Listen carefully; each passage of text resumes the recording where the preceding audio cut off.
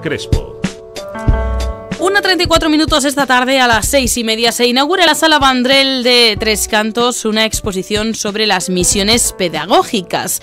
Testimonios y gráficos y materiales de las misiones pedagógicas. ¿Qué fueron? ¿Qué dejaron? ¿Por qué no pudieron continuar? ¿O quién pasó por ellas? Son algunas de las preguntas que le vamos a lanzar a Alejandro Tiana Ferrer, que es rector de la Universidad Nacional a Distancia de la UNED, y a quien está ya al otro lado del teléfono. Alejandro Tiana, ¿qué tal? Muy buenas tardes. Hola, muy buenas tardes. Bueno, encantados de charlar unos minutos. Va a estar esta tarde en esa presentación de la exposición. Primero, ¿qué fueron las misiones pedagógicas?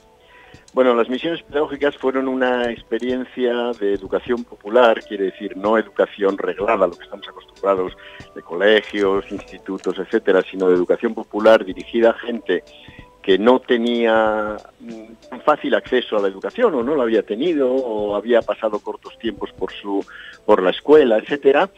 Y la novedad es que es dirigida a gente campesina, o sea, gente que vivía en la zona de la España campesina. Había habido iniciativas de este tipo en las ciudades, por ejemplo, de alfabetización de adultos, clases para adultos o para obreros que trabajaban, etcétera.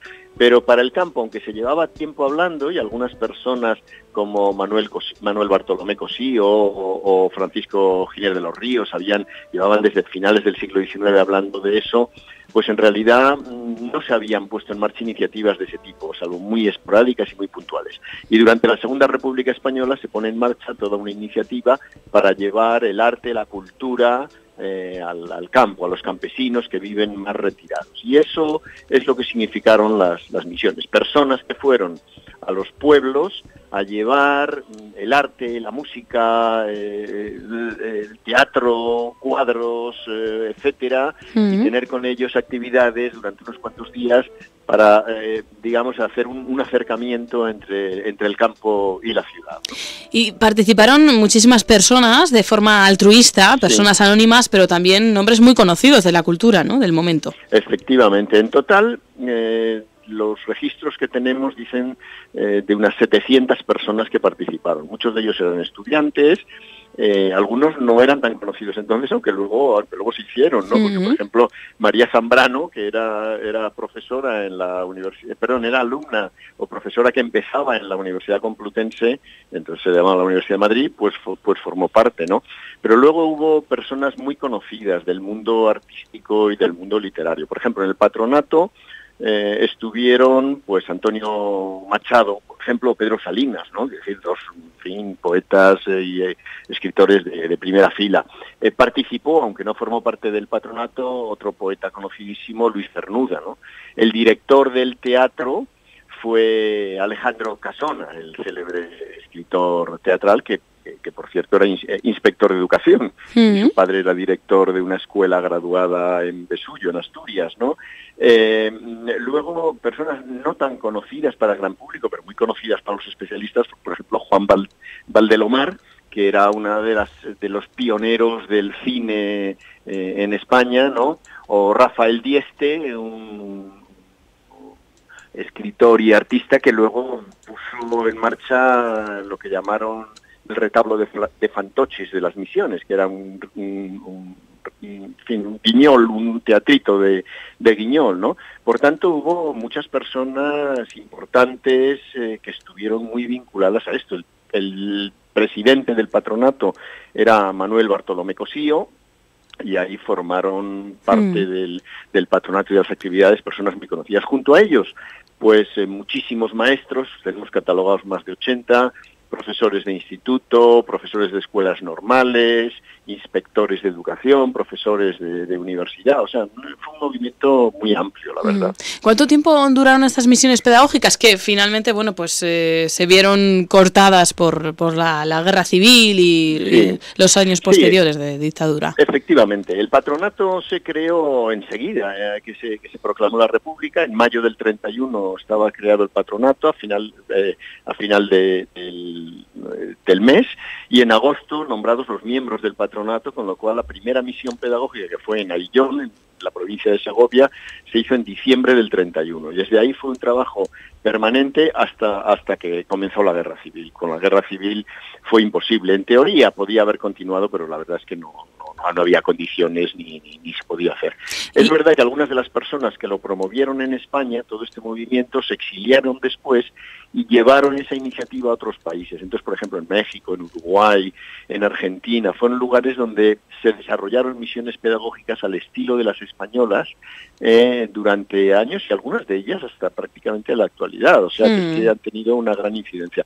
Pero en España fue ese quinquenio básicamente, porque, bueno, en fin, la guerra supuso una cesura total y fue imposible continuar la tarea, ¿no? Por lo tanto, dio tiempo a que tuviese incidencia en ese país que, bueno, pues en el que, imagínense la situación, ¿no? Toda la gente que vivía apartada de las ciudades, pues tenía un nivel de alfabetización o nulo o muy bajo. Sí, muy bajo. La verdad es que se dirigieron a un público campesino que vivía además muy alejado de las tendencias que se iban dando en las grandes ciudades, porque además se dirigieron sobre todo a localidades pequeñas y medianas, o sea que no, aunque visitaron algunas de cierta entidad, pero no era ese pueblo grande al que normalmente iban, sino que iban a localidades más pequeñas. Las tasas de analfabetismo en la España rural de entonces eran muy altas. Como novedad se puede decir que en algunos pueblos era la primera vez que llegaba el cine, que veían escenas de cine. En muchos de ellos no había luz y cuando llevaban fonógrafos o reproductores de discos, etcétera, los tenían que llevar con alternadores para que pudieran funcionar al aire libre y la gente los pudiera escuchar. O sea que es verdad que las condiciones fueron duras, ¿no? Entonces, claro, durante 5 años se hizo una tarea muy grande.